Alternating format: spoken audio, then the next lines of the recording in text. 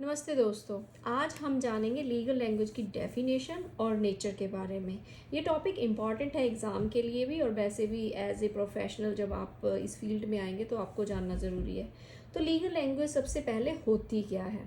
ठीक है, legal language एक ऐसी स्पेशलाइज्ड इंग्लिश है जो सिर्फ लीगल प्रोफेशनल यूज़ करते हैं। ठीक है, जैसे ये कोर्ट रूम में यूज़ होती है, कॉन्ट्रैक्ट्स में, जजमेंट्स में या फिर लॉ बुक्स में। ठीक है, ये लैंग्वेज टेक्निकल होती है, फॉर्मल होती है और इसमें ऐसे वर्ड्स होते हैं जो आम इंग्लिश से बिल्कुल अलग होते हैं।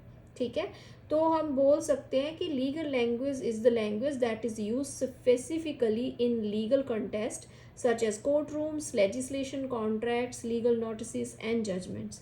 So basically, we can say legal language is designed to convey legal meaning. ठीक है, और avoid ambiguity.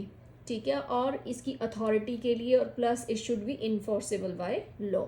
तो डेफिनेशन में हम ये भी बोल सकते हैं कि legal language is the language used by lawyers, जजेस and legal professionals in legal documents and proceedings, characterized by its technical vocabulary, formal tone and authoritative style. ठीक है, तो हम ये इसका आप अगर एग्जाम में क्वेश्चन आ जाए explain in detail the definition nature of legal language, तो आप जो डेफिनेशन ऑफ लीगल लैंग्वेज लिखा है तो आप इसे एज ए इंट्रो भी लिख सकते हैं, फिर डेफिनेशन आप ये वाली भी दे सकते हैं। It's up to you. दोस्तों अब देखते हैं कि नेचर ऑफ लीगल लैंग्वेज को समझते हैं कि इसमें ऐसी कौन सी खास बातें हैं। तो स्टेप बाय स्टेप देखते हैं। तो फर्स्ट ऑफ ऑल है टेक्निकल वोकेबलरी। ठीक है, लीगल लैंग्वेज जो है, लीगल इंग्लिश में कुछ ऐसे वर्ड्स होते हैं जो जनरल इंग्लिश से बिल्कुल अलग रहते हैं। मैं आपको एग्जांपल देती हूँ, कंसिडरेशन। ठीक है, अब कंसिडरेशन का मतलब अगर नॉर्मल हम इंग्लिश लैंग्वेज में इसका मीनिंग सोचे तो होता है सोचना। ठीक है, कि आप इसे कंसीडर कर लें, टेक इनटू योर कंसिडरेशन, है ना, ऐसे बोलते हैं। पर लीगल मीनिंग इसका क्या है? Value exchanged in a contract. Contract में इसका यूज़ होता है कि आपने अगर किसी को कोई चीज़ बेची, सपोज करो सेल करी, उसके बदले में जो पैसे आपको मिलते हैं उसको बोलते हैं कंसिडरेशन, मीन कोई भी प्रॉमिस फुलफिल करने पे। ठीक है, तो ऐसे ही चार्ज वर्ड है, उसका मीनिंग होता है फीस, लेकिन क्रिमिनल एक्विजिशन में इसका यूज़ होता है। ठीक है, चार्जशीट लगाई जाती है। तो मतलब ऐसे जो है वर्ड का मीनिंग जो है डिफरेंट रहता है लीगल मीनिंग में। ये जो जनरल इंग्लिश है उससे अलग मीनिंग होता है। ठीक है, नेक्स्ट जो है वो है हमारा फॉर्मल एंड रिजिड। ठीक है, इसका नेचर कि ये जो है फॉर्मल एंड रिजिड स्टाइल है इसका, जो भी लीगल लैंग्वेज ये अवॉइड करती है कैजुअल टोन को, और ये एक रिस्पेक्ट फुल स्ट्रक्चर को जो है वो फॉलो करती है। अब इसका मैं एग्जांपल देती हूँ आपको। एग्जांपल में आप ले लो, he told me to leave. उसने बोला कि मुझे कि चले जाओ। अब इसे हम लीगल लैंग्वेज में कैसे लिखेंगे? The respondent instructed the petitioner to vacate the premises. ठीक है, उसने उसको बोला कि प्रेमिसेस वेकेट कर दो। तो मतलब बड़ा ही औपचारिक लैंग्वेज है, ये फॉर्मल है। तो इसका यूज़ जो है बेसिकली यही है लीगल राइटिंग का formal and rigid style. It avoids casual और conversational tone. It follows a strict and respectful structure. ठीक है, नेक्स्ट है आर्केक वर्ड्स। ये मैंने हिंदी में लिखा है, इनकेस प्रोनाउंसिएशन में प्रॉब्लम हो, कई बार हो जाती है, तो mean it's easy to understand. Archaic words, जो आर्केक वर्ड्स होते हैं ना वो कौन कौन से होते हैं? जैसे ना वो ओल्ड फैशन इंग्लिश में यूज़ होते थे, जैसे hereinafter, whereas, hereto, notwithstanding. ठीक है, तो जैसे ये दिए हुए हैं सारे। अब इन वर्ड्स का यूज़ जो है लीगल इंग्लिश में बड़ा ही कॉमन है। ठीक है, जैसे एग्जांपल दी है, the parties hereto. Hereto क्या है? आर्केक वर्ड है। Hereto agrees as follow. ठीक है, तो आपको बहुत ज़्यादा ही मिलेंगे ऐसे वर्ड्स जो हैं वो यूज़ होते हैं जो लीगल लैंग्वेज में।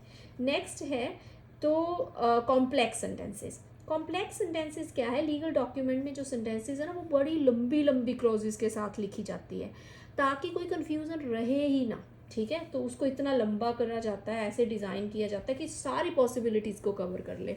अब जैसे इसका एग्जांपल है कॉम्प्लेक्स सेंटेंस का, the seller hereby agrees to deliver and the buyer agrees to accept the said goods subject to the terms and conditions as stated in schedule B attached here too. ठीक है, तो मतलब कि उसने सारी possibilities cover कर ली, seller भी agree है, बायर भी एग्री है, जो सेड गुड्स हैं आई मीन जिन पे हो रहा है, सारी टर्म्स एंड कंडीशन जो भी स्टेट करी हैं शेड्यूल बी में उसके अकॉर्डिंग सब कुछ डन है। तो इस लंबे वाक्य होते हैं ताकि हर एक पॉसिबिलिटी को जो है वो कवर कर लिया जाए, इसलिए कम्प्लेक्स सेंटेंसेस का यूज़ जो है वो किया जाता है। नेक्स्ट है use of Latin phrases and maxims या टर्म्स बोल सकते हैं। लैटिन टर्म्स का बड़ा ज़्यादा यूज़ होता है लीगल लैंग्वेज में, जैसे ऑडी अल्ट्रम पार्टम, ठीक है, ये मैगजिम हो गई। मेंजरिया, मेंजरिया गिल्टी माइंड, ठीक है। अब ओडी अल्ट्रम पार्टम का मीनिंग क्या है कि दोनों साइड्स की सुनो, ठीक है, दोनों साइड की सुनवाई होनी चाहिए।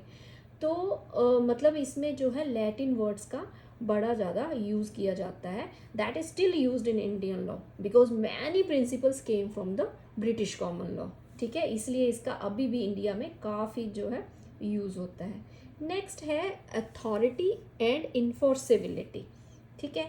लीगल लैंग्वेज इन्फोर्सेबल होती है, इसका हर वर्ड कोर्ट में जो है वो वैल्यू रखता है, उसकी एक वेटेज होती है, ठीक है। So what is written in legal document can be used in courts, ठीक है। If a word is misused in a contract it can change its meaning, है ना, and it can lead to lawsuits. अब आपको example देते हैं कि जैसे एक है किसी में कॉन्ट्रैक्ट का सेक्शन 19 है, तो इंडियन कॉन्ट्रैक्ट एक्ट ये बोलता है कि contract without free consent is voidable at the option of the party whose consent wasn't free, कि मतलब कि एक कॉन्ट्रैक्ट जो फ्री कंसेंट से नहीं हुआ है वो वॉइडेबल हो सकता है उस पर्सन के द्वारा जिसकी कंसेंट फ्री नहीं थी। अब इसमें अथॉरिटी क्या कहाँ से आती है? इंडियन कॉन्ट्रैक्ट एक्ट से, ठीक है, ये अथॉरिटी है। इन्फोर्सेबिलिटी कहाँ से आती है कि अगर पार्टी ये प्रूव कर दे कोर्शन से हुआ है उसका कॉन्ट्रैक्ट या फ्रॉड से हुआ है, मिस रिप्रेजेंटेशन से हुआ है, तो they can legally cancel the contract, क्योंकि सेक्शन 19 ये वाला ऑप्शन देता है, ठीक है। तो इस तरह से ये अथॉरिटी भी है, इन्फोर्सेबल भी है, तो लीगल लैंग्वेज जो है इन्फोर्सेबल होती है। तो तभी इसको जो है कानून की भाषा में एक शब्द भी गलत हो तो उसका असर पूरे केस पर पड़ सकता है, इसलिए जो है वर्ड्स का जो चयन है दैट शुड बी मीन बड़े अच्छे से करना चाहिए। नेक्स्ट है हमारा इम्पर्सनल एंड पैसिव, ठीक है। तो इम्पर्सनल एंड पैसिव क्या है कि लीगल राइटिंग में मोस्टली पैसिव वॉइस में होती है, ठीक है, और इसको पैसिव वॉइस की साउंड से, क्योंकि उससे न्यूट्रल और फॉर्मल रहती है इसलिए उसका यूज़ होता है। अब एग्जाम्पल ले लो, the agreement shall be deemed valid, ठीक है, हम ये बोल लेंगे, ना कि हम ये बोल लेंगे we think this agreement is good, है ना, तो वो चीज़ नहीं आएगी, नॉर्मल इंग्लिश नहीं आएगी, इसमें पैसिव वॉइस में लिखा जाएगा proper the agreement shall be deemed valid, ठीक है। तो नेक्स्ट जो हमारा आता है वो है रेपेटिटिव। अब रेपेटिटिव पेयर्स यूज़ होते हैं जो भी लीगल लैंग्वेज में, जैसे एग्जांपल है null and void, terms and condition, ठीक है। तो ये क्यों यूज़ होते हैं? ये इसलिए यूज़ होते हैं ताकि ये इम्फेसाइज कर सके चीज़ को, जो भी लीगल राइटिंग है उसमें जो भी कंसेप्ट को बताने की कोशिश करी है उसको इम्फेसाइज कर सके और उसे क्लैरिटी दे सके, ना कि स्टाइल के लिए नहीं है। इसलिए दो शब्दों का जो प्रयोग होता है एक ही बात को दोहराने के लिए, ताकि कोई जो है भ्रम ना रहे, सीधी सी बात है, ठीक है, बिल्कुल क्लियर हो जाए, ठीक। अब जो है ये लीगल लैंग्वेज, अब आप लॉ स्टूडेंट हैं, ऑब्वियसली एलएलबी कर रहे हैं, कोई जुडिशरी की तैयारी कर रहा होगा, पर जो भी ये लॉ स्टूडेंट्स के लिए क्यों इम्पॉर्टेंट है? ये लॉ स्टूडेंट्स के लिए इसलिए मैटर करती है क्योंकि आपको स्टैट्यूट भी पढ़ने हैं, केस लॉ भी पढ़ने हैं, जजमेंट भी पढ़ने हैं, वो ताकि आपको समझने आसान हो जाए। ड्राफ्टिंग करनी, नोटिस बनाने, कॉन्ट्रैक्ट, ये सब भी आप जो है बड़े अच्छे तरीके से कर सको, और लीगल रीजनिंग और इंटरप्रिटेशन स्किल्स भी इससे इम्प्रूव होते हैं, ठीक है। तो I hope you understood this topic, और अगर आपको समझ आया है और if you want me to make more videos about legal language तो please comment That's all. Thank you very much.